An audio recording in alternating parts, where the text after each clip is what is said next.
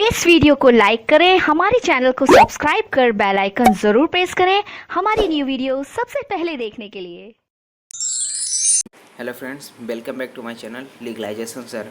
सो friend, आज के session में हम बात करने वाले हैं एक छोटे से माइनर एक्ट की, जो है आपका place of worship special provisions act 1991, जिसको हिंदी में क्या कहते हैं, उपासना स्थल अधिनियम 1991, जो 18 सितंबर 1991 से पूरे भारत में लागू है। तो फ्रेंड, इसके बारे में हम बात करेंगे आज कि इसका उद्देश्य क्या था, इसको क्यों लाया गया और इसमें कितने सेक्शन हैं, इसको डिटेल में हम समझेंगे।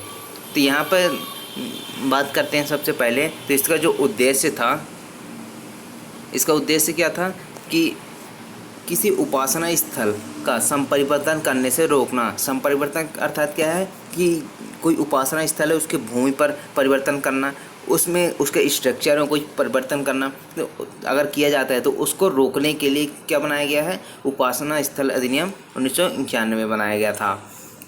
कोई उपासना स्थल जो 15 अगस्त 1947 में जिस रूप में विद्यमान थी उसी रूप में बनाए रखना। अर्थात कोई उपासना स्थल है जो 15 अगस्त 1947 में जिस रूप में थी, जिस रूप में विद्यमान थी, जिसका स्ट्रक्चर जैसा था, उसी रूप में बनाए रखने का इसका क्या था, इस अधिनियम का मुख्य उद्देश्य है। अब फॉर एग्जाम्पल समझते हैं, जैसे अयोध्या वाली भूमि थी, राम जन्मभूमि से रिलेटेड, तो उसका केस था, उसका सॉल्व हो गया।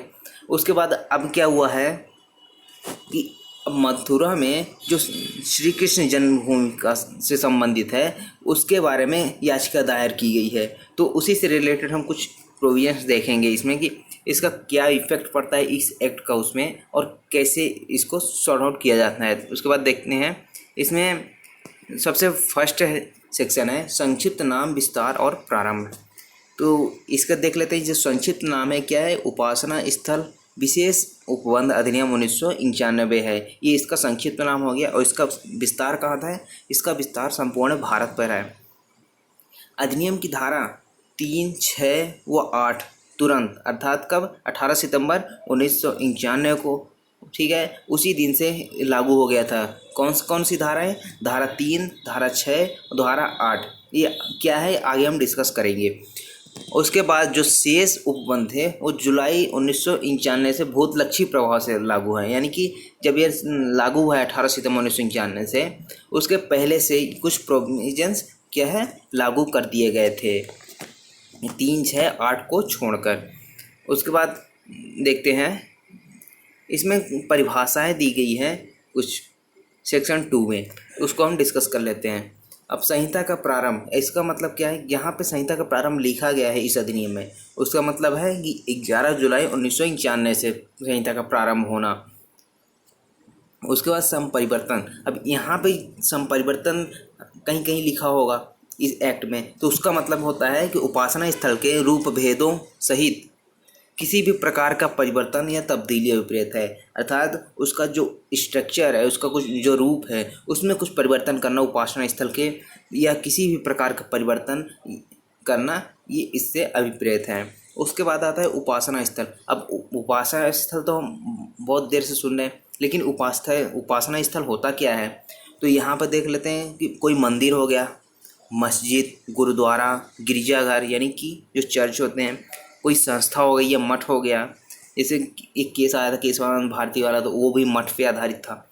उसके बाद किसी धार्मिक संप्रदाय या उसके अनुभाग का, यानी कि कोई धार्मिक संप्रदाय है या उसका कोई भाग है, वह किसी नाम से, अब चाहे वह किसी भी नाम से ज्ञात हो, ठीक है, जो उपासना स्थल है ये या कोई धार्मिक संप्रदाय है, वो किसी भी नाम से ज्ञात हो, या लोक धार्मिक उपासना का कोई अन्य स्थल अभिप्रेत है किससे, उपासना स्थल से। तो इतने सारे आते हैं उपासना स्थल के अंतर्गत। उसके बाद है सेक्शन 3। तो सेक्शन 3 क्या बात करता है कि उपासना स्थलों के संपरिवर्तन का वर्जन। अर्थात जो उपासना स्थल है उसका जब परिवर्तन करना है ना, उसको रोकना, तो उसके परिवर्तन से उसको रोकना। वर्जन का मतलब होता है क्या है, टू स्टॉप, रोकना। कोई भी व्यक्ति किसी धार्मिक संप्रदाय या उसके किसी अनुभाग के किसी उपासना स्थल का या उसी संप्रदाय से भिन्न अनुभाग के या किसी भिन्न धार्मिक संप्रदाय या उपासना स्थल में संपरिवर्तित नहीं करेगा। अर्थात कोई धार्मिक संप्रदाय है या उसका कोई अनुभाग है, ठीक है, तो उसे किसी उपासना स्थल का उसी धार्मिक संप्रदाय में, अर्थात यदि हिंदू का कोई है या मुस्लिम का, फॉर एग्जांपल जैसे ले लेते हैं कोई मुस्लिम की, ठीक है, मस्जिद है कहीं पे, अगर उसमें कुछ परिवर्तन करना है तो वो मस्जिद से रिलेटेड होना चाहिए, ठीक है ना, किसी अन्य धर्म में या फिर अन्य धर्म के किसी भाग के रूप में उसमें परिवर्तन नहीं किया जाएगा, ठीक है। यदि मस्जिद है, मस्जिद के रूप में करना है तो मस्जिद में कर सकते हैं, यदि मंदिर का है तो मंदिर के रूप में कुछ परिवर्तन करना चाहते हैं तो वहाँ कर सकते हैं।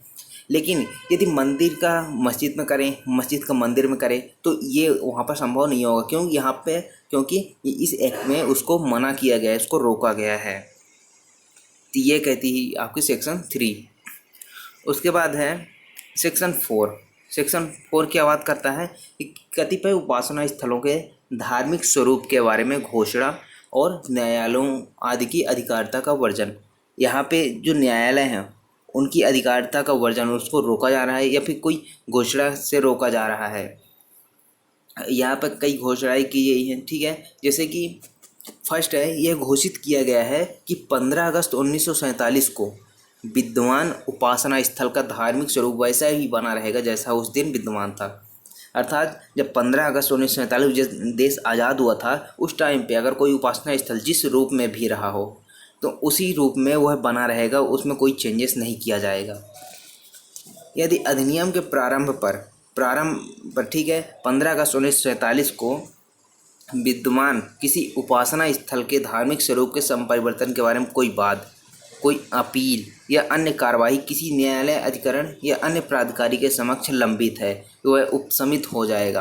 अर्थात जब 15 अगस्त 1947 को विद्यमान की उपासना स्थल के धार्मिक स्वरूप के बारे में, उसके परिवर्तन के बारे में क्या किया गया है, कोई वाद दायर किया गया है, कोई अपील की गई है या कोई अन्य कार्रवाई की गई है तो वहाँ पर क्या हो जाएगा, ऐसी कार्रवाई क्या हो जाएगी, वो उपशमित हो जाएगी, वो खारिज कर दी जाएगी, ठीक है, जिसकी कार्रवाई या अधिनियम के प्रारंभ में पश्चात के बाद नहीं की जाएगी। यानी कि इसमें कोई अपील की गई होगी, ठीक है, 15 अगस्त 1947 को या फिर उसके बाद, ठीक है, तो यहाँ पर क्या होगा कि इस अधिनियम के प्रारंभ के पश्चात वह क्या हो जाएगा, उपशमित हो जाएगा, ठीक है। उसके बाद परंतु इस आधार पर कि किसी धार्मिक स्वरूप में 15 अगस्त 1947 के पश्चात संपरिवर्तन हुआ है, अर्थात इसमें ऊपर क्या हो रहा था कि 15 अगस्त 1947 को क्या हुआ था, संपरिवर्तन के लिए वाद दायर किया गया था, लेकिन यहाँ पे क्या है 15 अगस्त 1947 के पश्चात संपरिवर्तन हुआ है, संस्थित किया गया कोई वाद, अपील या अन्य कार्रवाई इस अधिनियम के प्रारंभ पर लंबित है। यानी कि जब यह अधिनियम प्रारंभ हुआ तब वह मामला लंबित है, यानी पेंडिंग में पड़ा हुआ है तो वह उपशमित नहीं होगा और ऐसे बात का या अपील का निपटारा उपधारा 1 के उपबंधों के अनुसार किया जाएगा। कुल मिला के बात यही है कि यदि 15 अगस्त 1947 के पहले कोई संपरिवर्तन हुआ है और कोई बात, अपील या कार्रवाई, ठीक है ना, लंबित है, पेंडिंग में है तो वो उपशमित हो जाएगी। लेकिन 15 अगस्त 1947 के पश्चात अगर कुछ संपरिवर्तन हुआ है और उसके लिए अपील, उसके लिए कोई वाद, अपील या अन्य कार्रवाई के लिए केस दायर किया गया है तो उपशमित नहीं होगा और उसका निपटारा उपधारा 1 के उपबंधों के अनुसार किया जाएगा। उसके बाद है थर्ड, इसमें क्या कहता है कि उपधारा 1 और 2 निम्न को लागू नहीं होगी। यानी कि जो उपधारा ऊपर 1 और 2 हमने पढ़ा, ठीक है, सेक्शन 4 का, तो वो निम्न पर लागू नहीं होगी जो नीचे दिए गए हैं। प्राचीन स्मारकों, पुरातत्वीय स्थल और अवशेष अधिनियम, यानी जो पुरानी चीज़ें हैं, पुराने स्मारक हैं, ठीक है, या अवशेष अधिनियम 1958 या तत्समय प्रवृत्त किसी अन्य विधि के अंतर्गत आने वाला कोई प्राचीन और ऐतिहासिक स्मारक है तो उस पर यह लागू नहीं होगा। और कोई वाद, अपील या अन्य कार्रवाई जिसका इस अधिनियम के प्रारंभ के पूर्व, यानी कि जब ये अधिनियम प्रारंभ हुआ था उसके पूर्व न्यायालय, अधिकरण या अन्य कार्रवाई अन्य प्राधिकारी के द्वारा निपटारा कर दिया गया है तो वहाँ पर यह लागू नहीं होगा। और थर्ड क्या है, ऐसा कोई मामला जो अधिनियम के प्रारंभ के पूर्व पक्षकारों द्वारा आपस में तय हो गया, यानी कि जब यह अधिनियम प्रारंभ हुआ उसके पहले क्या कर लिया गया था, दोनों पक्षकार द्वारा आपसी सहमति से उसको तय कर लिया गया था कि क्या करना है क्या नहीं करना है, तो वहाँ पर भी यह लागू नहीं होगा। उपधारा 1 और 2 वहाँ पर भी लागू नहीं होगा। उसके बाद डी नंबर क्या है कि ऐसे किसी स्थल का संपरिवर्तन जो ऐसे अधिनियम के प्रारंभ के पूर्व सहमति द्वारा किया गया है। ऊपर क्या है, आपस में तय कर लिया गया है, यहाँ पर क्या है, सहमति द्वारा तय कर लिया गया है पूर्व में, तो वहाँ पर भी लागू नहीं होगा। उसके बाद ई नंबर क्या है, 5th नंबर, इस अधिनियम के पूर्व किसी स्थल का किया गया संपरिवर्तन, यानी कि जब अधिनियम प्रारंभ हुआ, ठीक है, उसके पूर्व क्या हुआ, किसी स्थल में जो परिवर्तन किया गया हो और विधि के अधीन परिसीमा द्वारा वर्जित किया गया है, यानी कि उसकी लिमिटेशन होगी कि आप 2 साल के अंदर केस दायर कर सकते हैं, 3 साल के अंदर, यदि उसकी लिमिटेशन खत्म हो गई है, ठीक है, लिमिटेशन समाप्त हो गई, परिसीमा अधिनियम समाप्त हो, परिसीमा अधिनियम द्वारा वर्जित किया गया है, तो वहाँ पर भी यह लागू नहीं होगा। उसके बाद अब मेन इसमें आता है धारा 5। अब वहाँ पर जो अयोध्या में जो राम जन्मभूमि थे, ठीक है ना, उसके लिए जो केस था वो लागू, उस पर लागू नहीं है, ये पूरी अधिनियम लागू उस पर नहीं होगी, इसलिए उस पर केस चला था और उसका निपटारा किया गया था सही तरीके से, ठीक है। तो यहाँ पे बस इतना ही बताया गया है कि अयोध्या में स्थित जो राम जन्मभूमि बाबरी मस्जिद के नाम से जो ज्ञात स्थल है, यानी भूमि है या उपासना स्थल है, उसको यह अधिनियम लागू नहीं होगी, ठीक है। उसके लिए याचिका दायर की जा सकती है, सब कुछ किया जा सकता है। अब तो पूरा कंप्लीट हो गया, उसका जजमेंट आ चुका है, ठीक है। इसे ये था सेक्शन 5। अब सेक्शन 6 जो पनिशमेंट की बात करता है, तो यहाँ पे धारा 3 के उल्लंघन के लिए दंड, धारा 3 हमने जो ऊपर पढ़ा था उसके लिए क्या है कि यदि उसका उल्लंघन होता है तो उसके लिए दंड दिया गया है। तो धारा 3 के उपबंधों का उल्लंघन के लिए 3 वर्ष का कारावास और जुर्माना हो सकता है, ठीक है ना। कब तक? 3 वर्ष तक का कारावास हो सकता है प्लस जुर्माना लगाया जा सकता है। उसके बाद उपधारा 1 में वर्णित अपराध के प्रयत्न के लिए उपबंधित दंड से दंडित होगा, यानी कि जो धारा 3 के उपबंधों का उल्लंघन करने का प्रयत्न करेगा तो उसके लिए भी क्या होगा, ये उस दंड से दंडित किया जाएगा, अर्थात 3 वर्ष प्लस कारावास।